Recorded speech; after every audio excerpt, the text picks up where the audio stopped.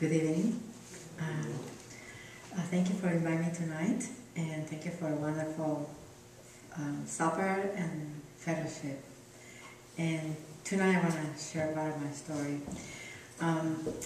We live in something, in somebody, a supreme being of faith, has different forms for different people around the world, in different races, different languages, depending where you live, what your situation is. For me, and what I try to project to my family is to believe in God and Jesus Christ. And it's very special for me because He helps me and He guides me, not only in bad times, in times of struggle, but also when it's happiness. And when we can see His love, when I can see His love in my life, things are much easier, and you can see more meaning in things.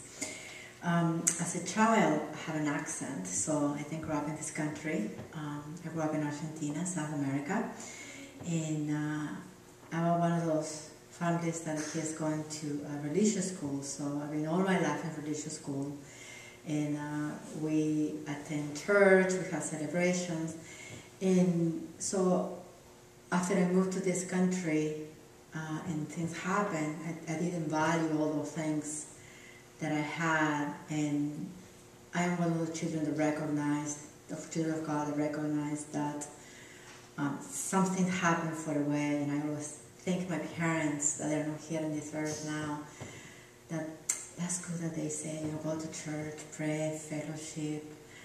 So I'm very grateful about that. So, however, I am one of those children of God that I have challenged my faith in Him. I did challenge His faith. Not only as a teenager, like my kids say, who is God? I did have those questions, but my parents said, no, you go to church, you will know later, keep going, fellowship. But as an adult,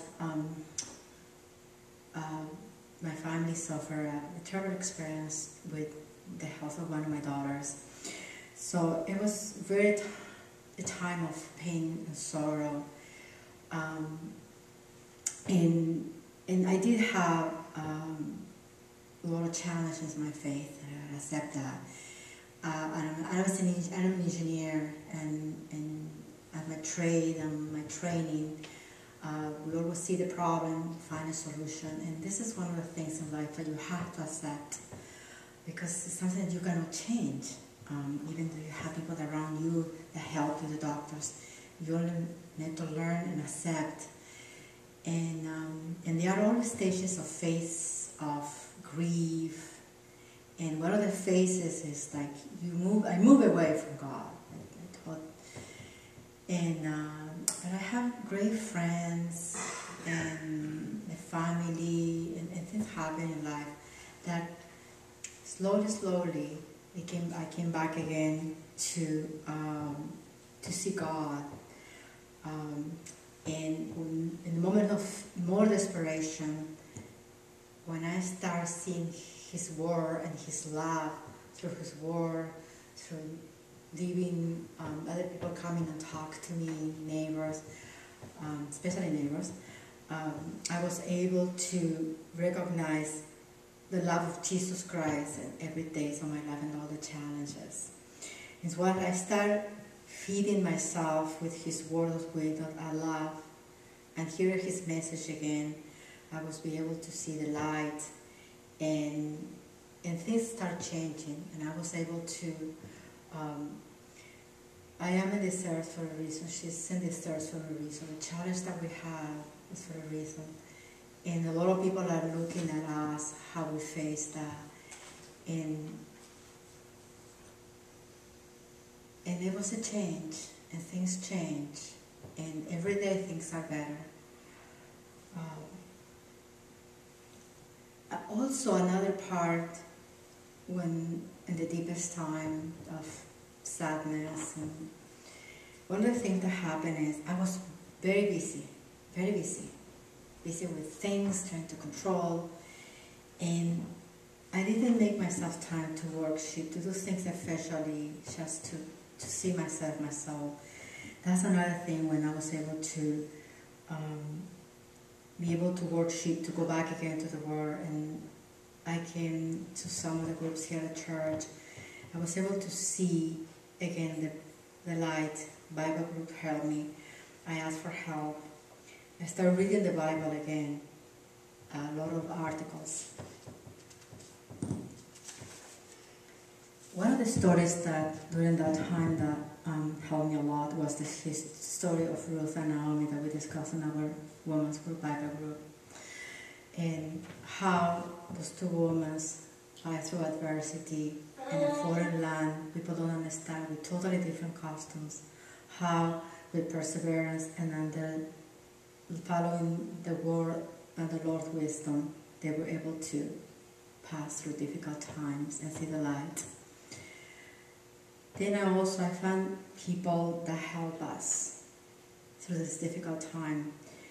When Jesus said in the Bible, in one of his passages, what you're doing to my brother, you're doing to me. I see many people that I can see, and looking at them now, they have done with us. So that was very helpful. And then finding a community and the love through Jesus, and help you to find family accept things is very, very important. And when you accept that through the life, the word of Jesus is very, very rewarding, and your life is totally different. Then also, one of the things that we say we don't have time to worship, we live in schedules and work and things, the kid has to do activities, is that I have something that I say every morning. Being a busy person is the loneliest person in the world, because you don't have time to see your friends, to have a cup of coffee, to stop and smell a flower. That's what it's called. That's what it's make you, to come and see what is His greatness in every corner, and just the smell of something. That's very important, and that helps me every day. So it helped me to breathe, to speak slowly, talk to a friend about worship, stop with my neighbors to have a cup of coffee, enjoy the moments. It's just